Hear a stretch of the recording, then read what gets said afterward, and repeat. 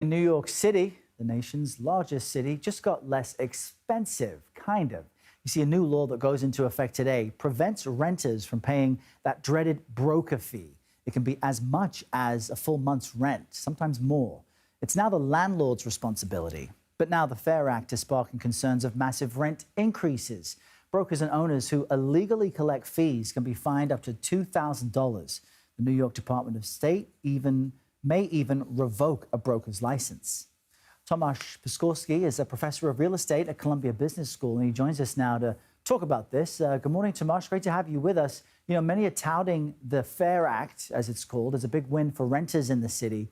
But how are the actual rental markets reacting? Because for people who aren't from New York, this can be a very steep addition to having to move somewhere here. Thanks for having me on. Let's first discuss a bit what's the motivation behind the law. So in New York, we have entrenched business model where often tenants have to pay the landlord broker fees. So they have very little ability to negotiate. And these fees are quite substantial. So what the legislators wants to do is essentially by eliminating these fees, they want to benefit financially constrained tenants by lowering the upfront move costs, which can be substantial.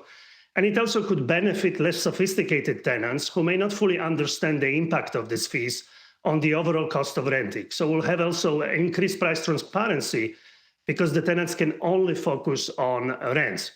Having said that, I'm not surprised the real estate industry has been opposing that legislation. It's an additional regulation on this industry that is already heavily regulated. Normally, what we would expect, this regulation would increase the costs of operating real estate. So the landlords would normally pass some of this cost by increasing the rents and spreading them over time.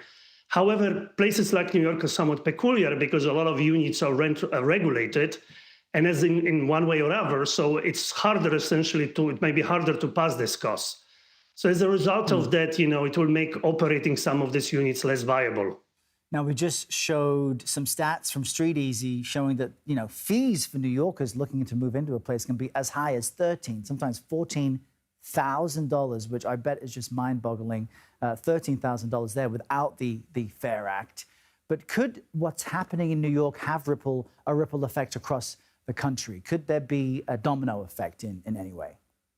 So in terms of New York, what I would expect is an increase in rents to the extent the landlords will be able to pass the fees. And since the landlords will pay the broker fees, a consolidation in the real estate brokerage industry, increasing efficiency, and also potential move to online platforms. In terms of the broader impact on the U.S. housing market, in many cities in the U.S., it's already the landlord that pays the broker fees. So we're already in the sort of equilibrium that New York is trying to move to, maybe with the exception of Boston, which is similar to New York and might see similar legislation coming.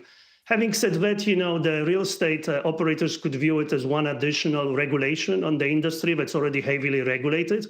So this could be seen as a sign of a potential increased regulatory burden coming forward in other markets. Yeah, it's really changed the game for so many, both on the landlord and the renters side.